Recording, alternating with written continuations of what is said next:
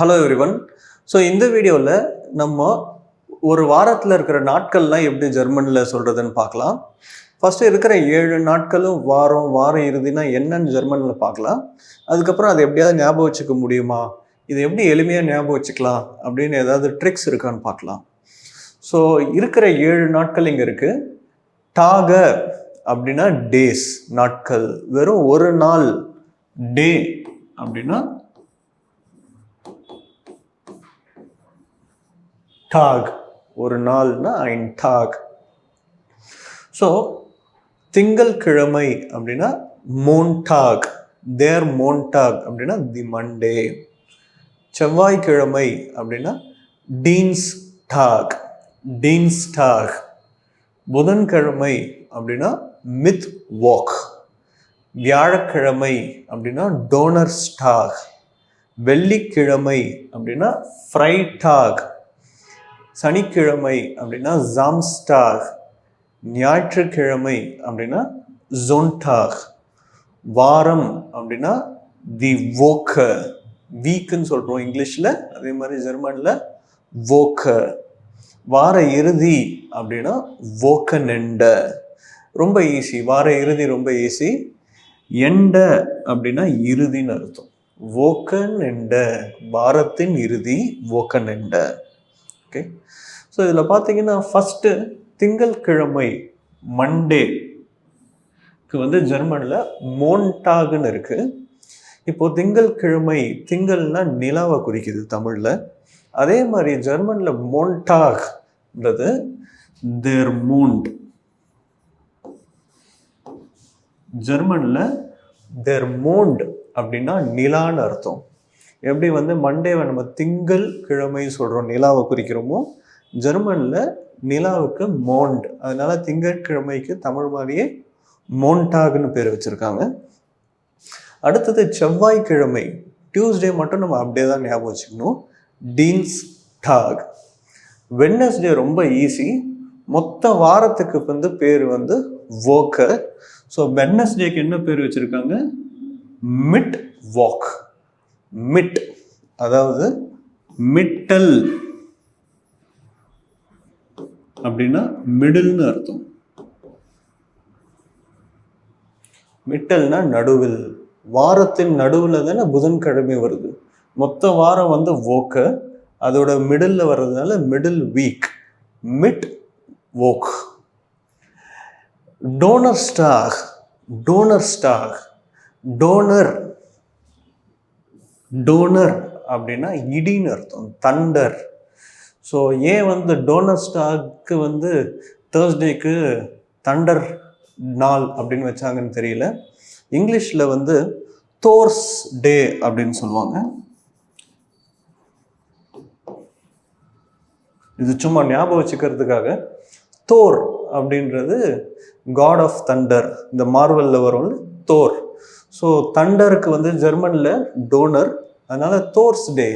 தேர்ஸ்டேக்கு ஏன் தேர்ஸ்டேன்னு பேர் வச்சாங்க, ஏன்னா அது தோர்ஸோட டே, தோர்ஸ் டே.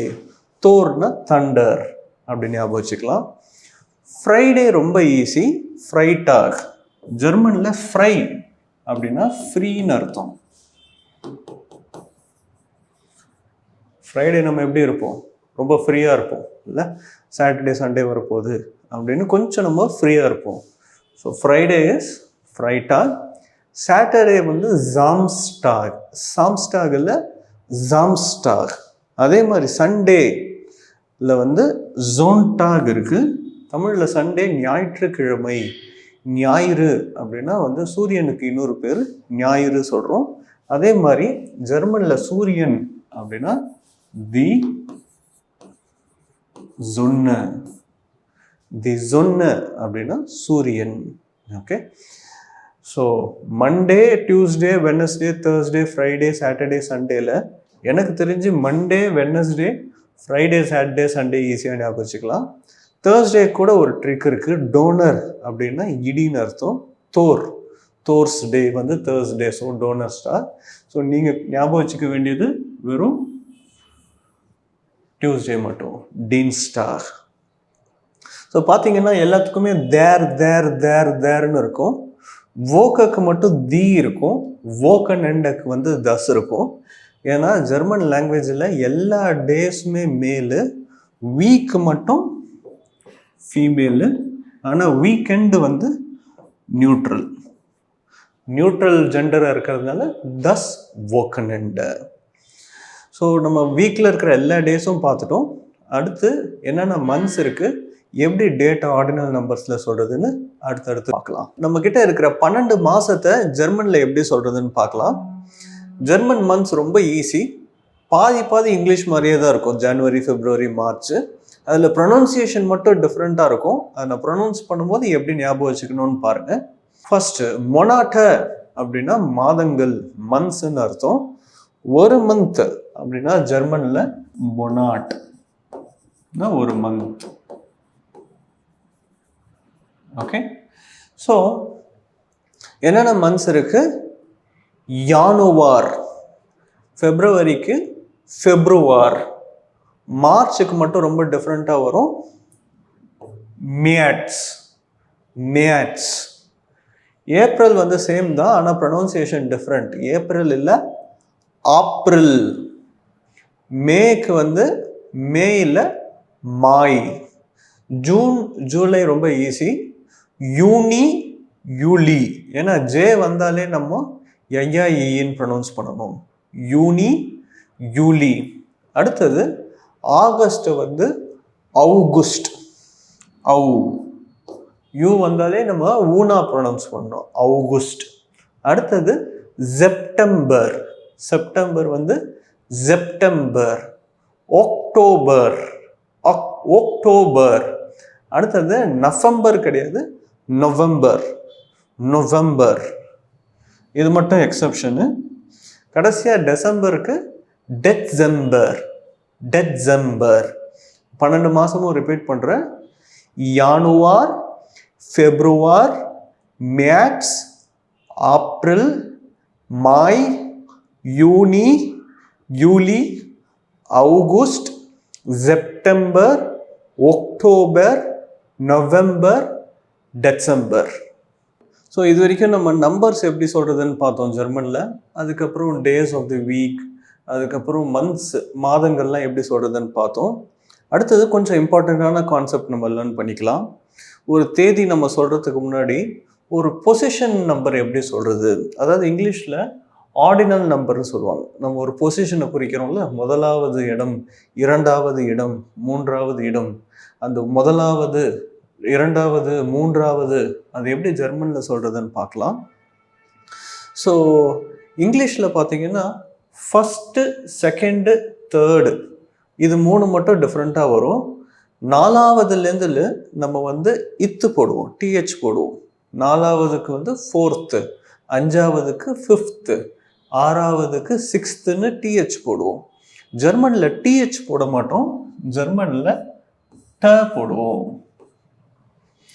ஸோ அதுவே பார்த்தீங்கன்னா 4வதுலேருந்து ரொம்ப சிம்பிள். 4வது அப்படின்னா 4னா ஃபியரு, 4வதுன்னா ஃபியர்ட. 5வதுன்னா 5 + ட, 5னா ஃபுன்ஃப்ட. 6வதுன்னா ஜெக்ஸ்ட, 7வதுன்னா ஜீப்ட, 8வதுன்னா ஆக்ட, 9வதுன்னா நொயின்ட, 10வதுன்னா ஜேன்ட. அது மாதிரி 4க்கு அப்புறம் இருக்கிற நம்பர்ஸில் நம்ம அழகாக நம்பர் எழுதிட்டு ட போட்டால் அது பொசிஷனை குறிக்கும். முதல் 3 மட்டும் நம்ம ஞாபகம் வச்சுக்கணும். 1க்கு வந்து ஐன்ஸு, 1வது வந்து ஐன்ஸ்ட இல்லை, எஸ்ட. 1வது அப்படின்னா எஸ்ட, 2வதுன்னா ஸ்வைட்ட, 3வதுன்னா திரைட்ட இல்லை, திரிட்ட. ஸோ ஸ்வை கூட சிம்பிள், 2வது கூட ஸ்வை + ட, ஸ்வைட்ட. இந்த எஸ்டவும் திரிட்ட மட்டும் ஞாபகம் வச்சுக்கணும். ஸோ இது நமக்கு எப்போ யூஸ் ஆகும்னா, தேதியை குறிக்கிறதுக்கு, தேதியை சொல்கிறதுக்கு யூஸ் ஆகும். இப்போ நீங்கள் எப்போ பிறந்தீங்க அப்படின்னா 28வது நவம்பர் பிறந்தேன், 18வது மே மாதம் பிறந்தேன், அப்படி நம்ம 8வது, 28வது, 9வது மே மாதம் அப்படின்னு சொல்கிறோம்ல. ஸோ ஒரு டேட்டை குறிக்கிறதுக்கு நமக்கு ரொம்ப ரொம்ப யூஸ் ஆகும். அடுத்தது டேட் எப்படி சொல்கிறதுன்னு ஒரு எக்ஸாம்பிள் சென்டென்ஸோட பார்க்கலாம்.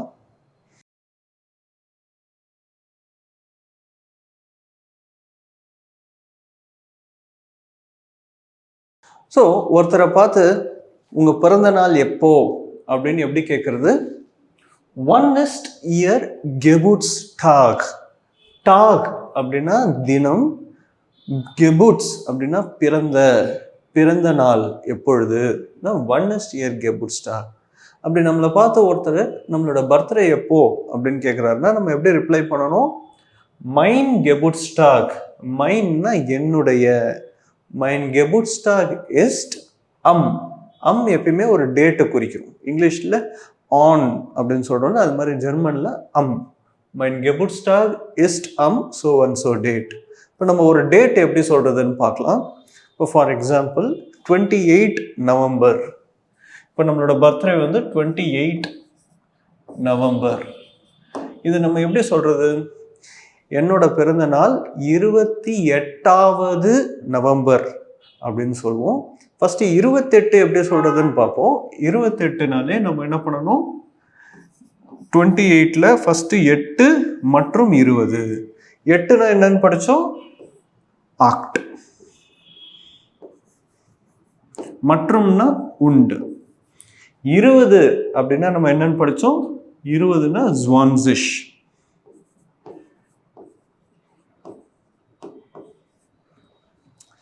இப்போ 28னா ஆக்டூன் ஜுவான்சிஷ்னு எழுதிட்டோம். 28வது அப்படின்னா ஜுவான்சிஷ்டர். 28வது நவம்பர்ன்றது எப்படி எழுதலாம்? ஆக்ட் உண்ட்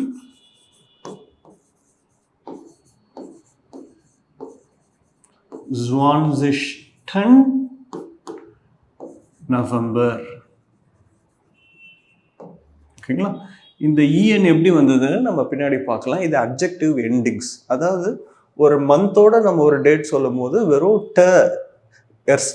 ஒயிட்டர்ன்னு சொல்லக்கூடாது, இஎன் போடணும். மைன் கெபுட்ஸ்டாக் இஸ்ட் ஆக்டூன் ஜுவான்சிஷ்டன் நவம்பர். அதே மாதிரி உங்கள் பர்த்டே எப்போ அந்த டேட்டை சொல்லி ட்ரை பண்ணி பாருங்க. இப்போ 8வது மே அப்படின்னா மைன் கெபுட்ஸ்டாக் இஸ்ட் ஆக்டன் மாய். ஸோ உங்களோட பர்த்டே ஆர்டினல் நம்பர் வச்சு ட்ரை பண்ணி பாருங்கள். தேங்க்யூ.